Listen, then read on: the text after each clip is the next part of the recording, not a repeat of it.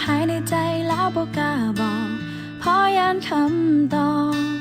มันจะทำหายใจโอ้เก็บไว้ในใจจนนานอยากให้เจ้าหัวเคยนั้นมีหาให้เจ้าคนเดียวจะต้องทำอย่างไร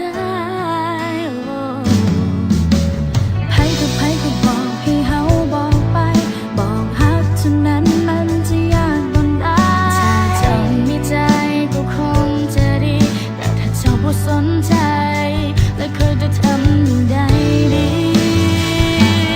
อยากให้รู้แต่บอกกล้าบอกอยากจะบอกไปแต่มันเว้าบ่ออกพยายามคำตอบจะบ่กง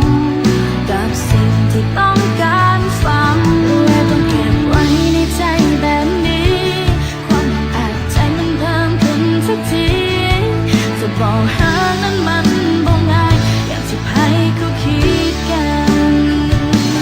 ถ้าการบอกฮักมันเป็นเรื่องง่ายๆถ้าเป็นแบบนั้นมันก็คงสบายถ้าคอยบ่สนใจบ่แค่คำตอบว่าจะเป็นอย่างใด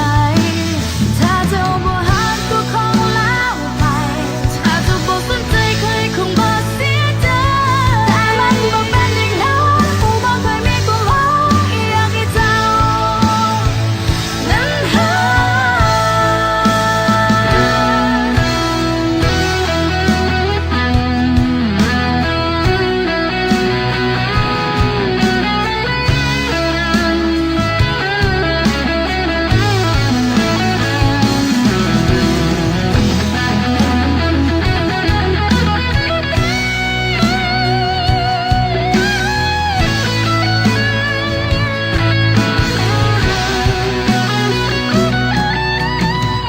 ไผก็บอกให้เฮาบอกไปบอกฮักเท่านั้นมันจะยากบนได้